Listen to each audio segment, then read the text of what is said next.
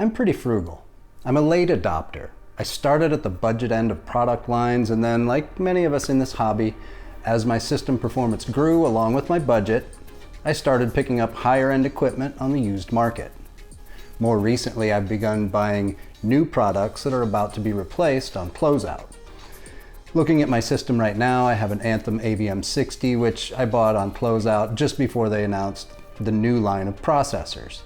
I bought my JVC projector right before the NX series was announced, and kind of wish I'd waited on that one. But this is a hobby, and every piece of my system is a luxury. I don't need any of it, so I look for bargains with every purchase. Which is why buying this Kaleidescape system is a bit of an outlier for me. I don't want to say that this was a frivolous purchase, but it definitely required justification, and it was not a small expense.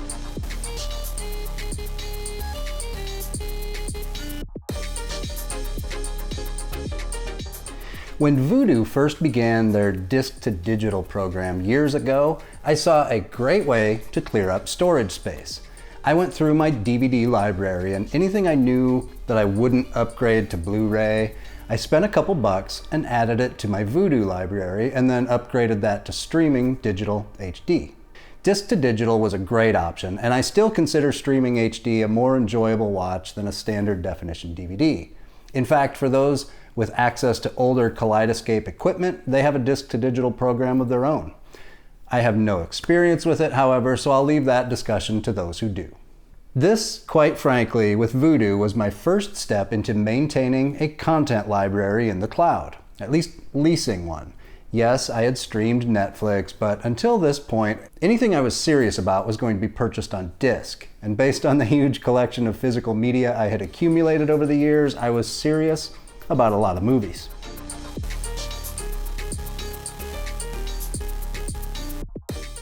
The moment I first read an article about the Kaleidescape system, it was on my wish list. And when I reached the end of that article and saw the price tag, it was immediately removed from my wish list. I loved this idea, but it had its quirks at that time, and the cost was well beyond my means at that point. And besides, download times would have been ridiculous on the 60 megabit internet service I had at that time. But man, what a cool idea. So between learning about the Kaleidescape and using my new Voodoo library, I was really interested in the idea of a movie server.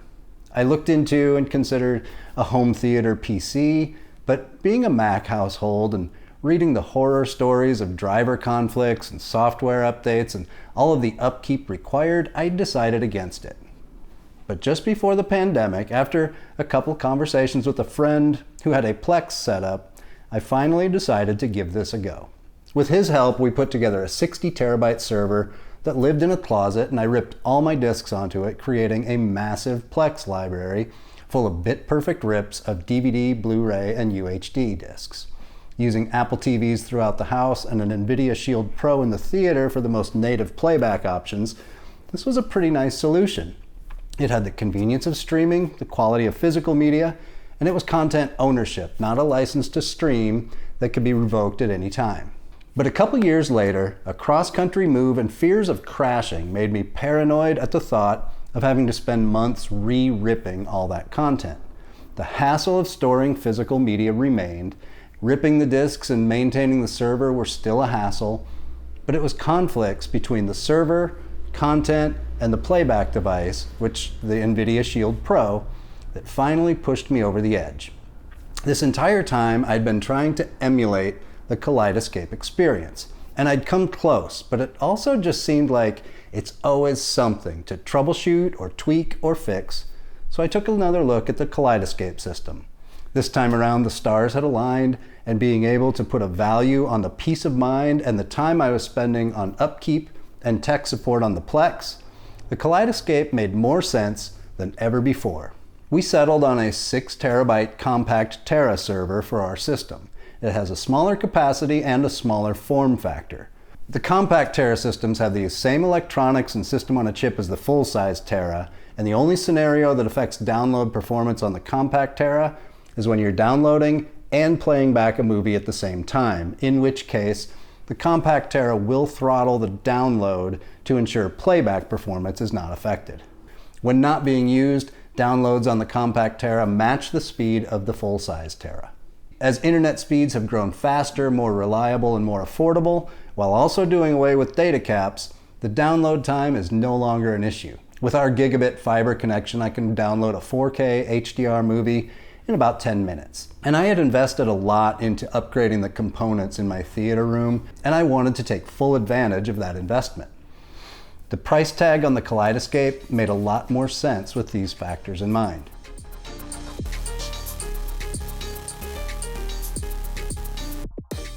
As I've said before, quality is very important to me. I didn't invest in and build my theater system just to feed it highly compressed content. I want that high-octane content to get the best performance out of the components I've carefully researched and chosen. Plex was doing it, but it kind of felt like I had to homebrew the fuel myself, and I wanted to spend more time driving. And quite frankly, it wasn't the quality that put me over the edge to justify this expense. Quality was required to even consider it. But quality is the thing you hear people talk about repeatedly in Kaleidescape reviews. But for me, it was some of the more unique and lesser known features that helped me finally make the leap.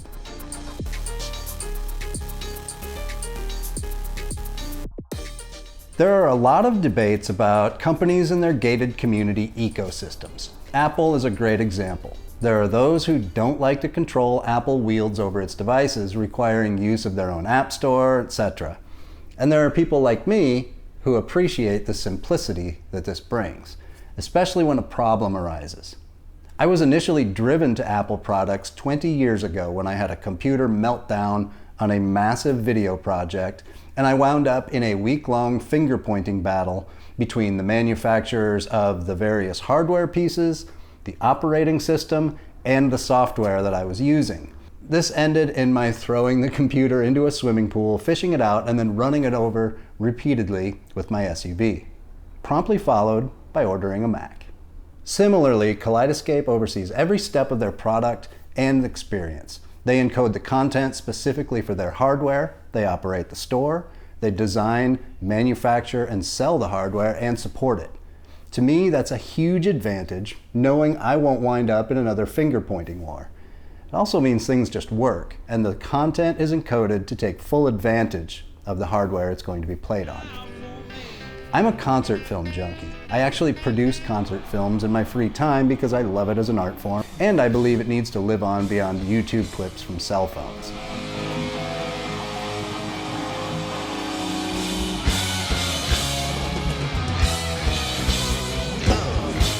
My benchmark concert films are The Delicate Sound of Thunder by Pink Floyd and John Mayer's Where the Light Is. These are also two disc rips that just plain didn't work at full quality with my Plex setup. Both shows offer a 5.1 96K 24-bit HD high-res track, which sounds marvelous playing back on my Sony disc player. Playing back the same track via an MKV rip in Plex or MB just doesn't work. About 15 seconds in, the video begins to stutter and ends up out of sync with the audio track. On the Kaleidescape, we get this same high-res audio track and it plays back without fail.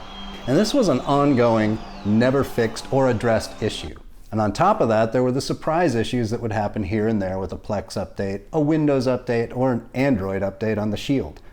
A couple months ago, I couldn't watch any file on the Shield that had a Dolby True HD track due to an update, and Plex, with all its strengths, is known for not acknowledging problems and focusing on adding new features before they finish or fix existing features.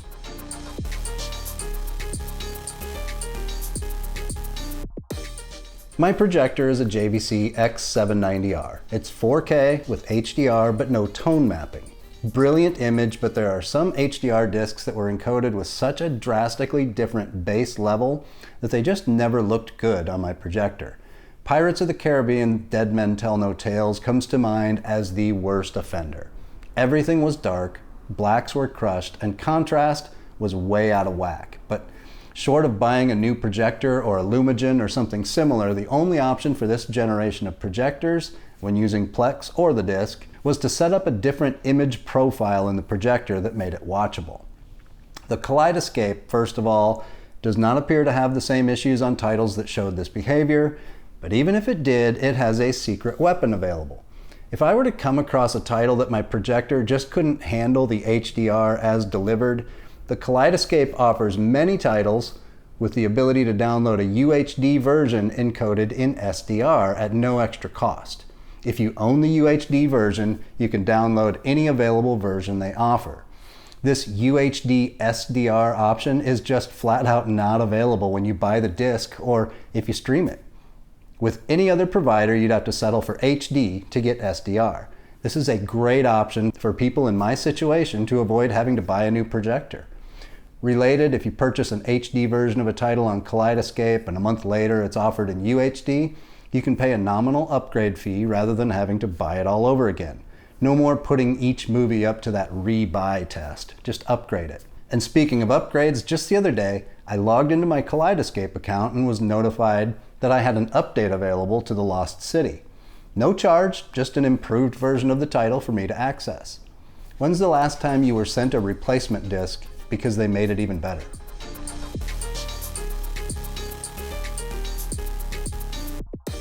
So I mentioned earlier I had a 60 terabyte server for Plex and that we opted for the 6 terabyte Tera server.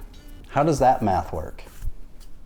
Well, the big difference is if I remove a movie from Plex to make space, to add it again I have to find the disc and re-rip it, which could take anywhere from 30 minutes to a few hours depending on resolution, length, size of the file, and how many times I had to start over because there was a speck of dust on the disc that I didn't see. With the Kaleidescape, it's a matter of clicking download and waiting about 10 minutes. That's really it. It's that simple. With our gigabit fiber internet and no data cap, it's really fast, and Kaleidescape has no limits on how many times you can download a file that you own. So you don't need to keep every movie on hand all the time. Sure, it's convenient to have them all there, but it's not a huge inconvenience to re-download something. It's a simple click on the mobile app while we get ready to head downstairs to watch. I no longer need to worry about a RAID configuration or a crash or any other tech issue. I let Kaleidescape handle all my tech support, and if my Tera does crash or I do decide to get a larger one, I just re-download overnight and I don't lose any sleep over it. And for the record, it hasn't crashed, and I have no data on how common or uncommon that occurrence is, but based on my perusing the forums, it doesn't seem too common.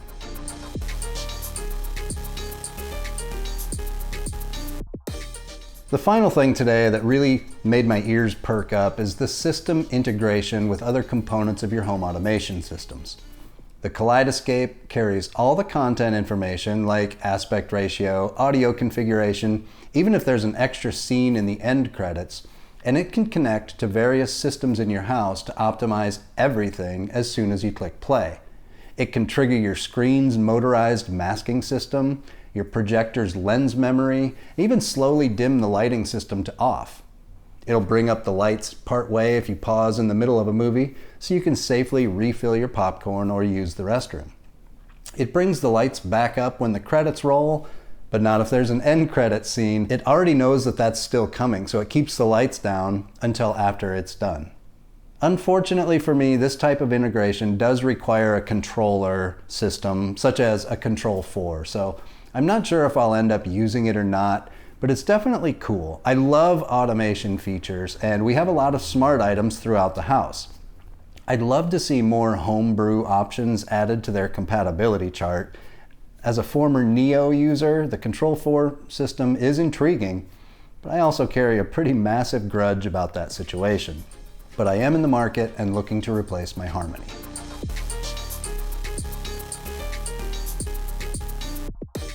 So those are the features that put me over the edge on the Kaleidescape system.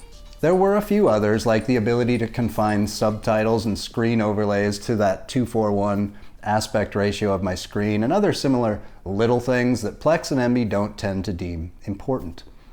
Quality was the go, no-go. If it wasn't going to be at least disc quality, there was no point in spending more than a couple $100. There are plenty of options available on the market depending on what smartphone you use or what interface you prefer. The Kaleidescape system is not in direct competition with these streaming boxes. It lives in a completely different category. It's content ownership like a disc rather than licensing it like Netflix or even iTunes. You know, even if you purchase a movie on iTunes, if Apple loses the rights to offer that movie, you just lost the rights to stream it. Not with Kaleidescape. You bought it, you own it.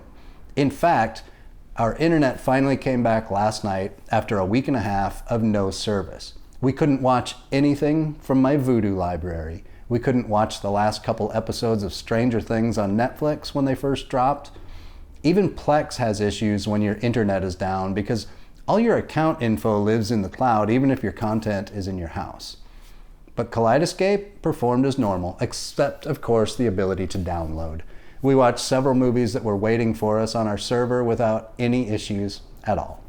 I still use Plex for rare content and DVR, and it's still great for that. I'm guessing Kiss Meets the Phantom of the Park will not likely ever see a release in the Kaleidescape movie store. His trip's a trap. Let's bring it.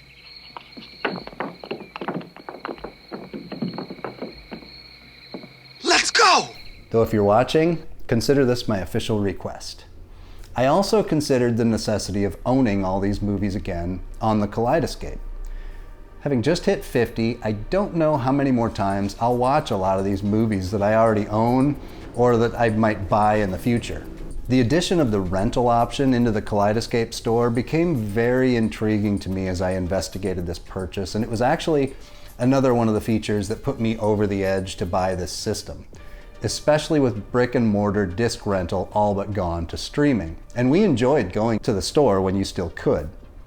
But the ability to rent a UHD movie at disc quality without having to leave the house and have it ready to go in 10 minutes, that was a real game changer.